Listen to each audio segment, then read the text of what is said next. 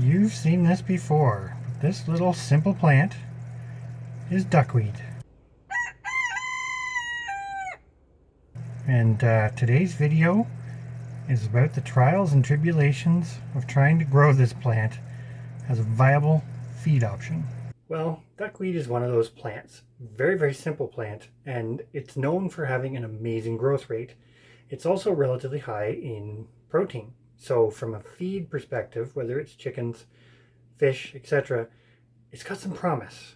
But despite what you'll read, it's not the easiest plant to grow. I guess today we're kind of talking about some of the trials and tribulations of trying to grow it and some different experiments that we've tried, although they're not super scientific. These are just some different methods. We're going to look at seeing, can we actually scale this up, or are we really only destined to grow this in the top of our guppy tank? So far, this is the only location that potentially through accident I have actually been successful at raising a fairly large volume of duckweed. So this is not duckweed. This is, of course, salvinia. And salvinia is proving much easier to grow in a variety of methods than duckweed. In fact, this salvinia is actually being grown in a small white tub. When I zoom out, you can see this is just one of the containers we use for a lot of our seedling trays. And honestly, this plant thrives with just sunlight and a little bit of nutrients. But when I go up to the duckweed being grown in similar conditions, you'll see it's not doing quite as well. Same size container, same general growing conditions. Quite a bit of light, quite a bit of heat. This is out on our porch. This container gets nothing more than what the salvinia container gets. It's growing all right. I don't remember exactly how long I've had this in here, but considering the fantastical growth rates that duckweed is known for, this is definitely not reproducing that fast. This kind of sparked one of these things that potentially we're not feeding the duckweed enough, i.e. duckweed's fast growth rate tends to occur in really, really high nutrient content locations. So we may need to tweak some things. This is outside, and this duckweed's been in here for well over a month.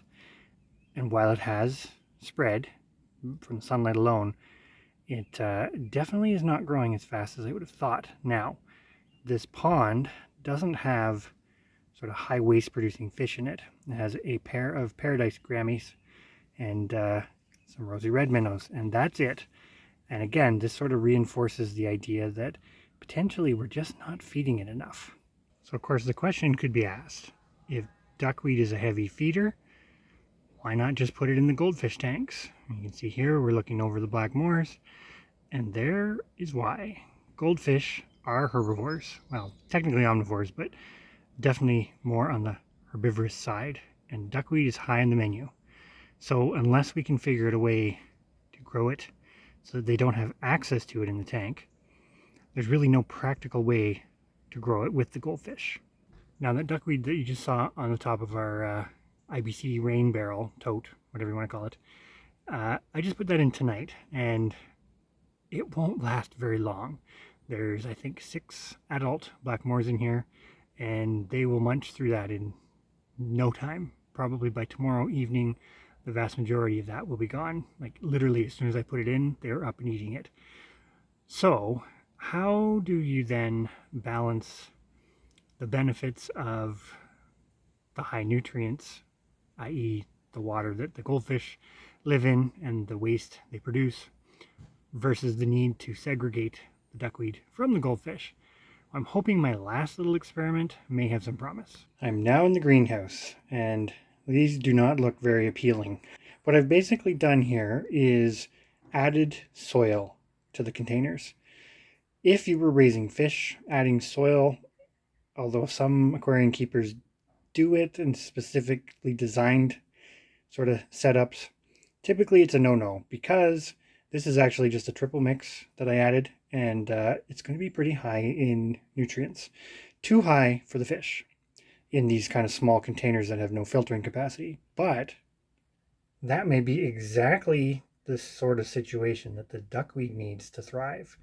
So the greenhouse right now in July is quite warm, and I'm kind of hoping that with the addition of just soil, I can speed up the rate of growth on this duckweed. And because it is a floating plant, I mean, tonight everything's looking quite turbid, but there's no filtration in these. Duckweed's obviously able to respire from the air, so even harvesting won't be a problem once all this soil settles because duckweed floats. But I'm going to leave it there for the moment and plan to come back to this in about 2 weeks' time. I figure 2 weeks will give it enough time to see some significant change here. I mean, if one of these methods suddenly ramps into gear and those little white containers are suddenly covered, I might come back in a week, but I'm going to monitor it. And then we'll just see which of these methods might be best for sort of ramping this production up on a homestead or small garden scale, because building a large pond and pumping it full of nutrients is not really an option here. So another thing we have tried in the past is using the wastewater from our sprouted grains that we feed to many of our animals to grow duckweed. And I'm not actually going to try this experiment again this year because it really didn't seem to work, even though I have no doubt there's quite a bit of nutrients in here. And in theory, it should work. For some reason, this mixture just did not seem to grow the duckweed well. I have my own theories on it, but I'm not really going to get into that in this video. I just wanted to show that even though duckweed can be used to basically somewhat treat wastewater, this didn't seem to work. Well, it's now at least 2 weeks later. I think this video kind of went on the back burner, and given the time that has elapsed, it's a little bit disappointing. Well, at face value, the adding some soil to the water definitely seems to have made a little bit of a difference, but not in both cases. You can see one of these tubs did a lot better than the other one, and there's really not a lot of rhyme or reason to it as far as I can see. Well, I think all in all, even though you do read that duckweed is a fairly viable option as far as a aquatic plant that can be cultivated, and it definitely has some very strong uses, i.e. if you are raising goldfish, which I know most people don't do for homesteading, but if you are raising goldfish, it's very useful to have because they will eat copious amounts of it and they do quite well on it. But duckweed is a little tricky to grow, which is a bit surprising, to be honest. So I think for us, duckweed is definitely going on the back burner, even though some of our aquaculture type or fish rearing endeavors are definitely going to continue in the future. The duckweed's going to go on the back burner. Really, the only spot that it's done very well is the guppy tank. So if we want to keep some duckweed going, at least to help feed the goldfish that we have and some of the IBC totes and stuff, that may be our most viable option. So we'll see. Stay tuned to see if we do ramp up the indoor production, but the outdoor production is looking pretty dismal, as you can kind of see from some of the little clips that I've overlaid here. Basically everywhere we've put it outdoors, it has done terrible.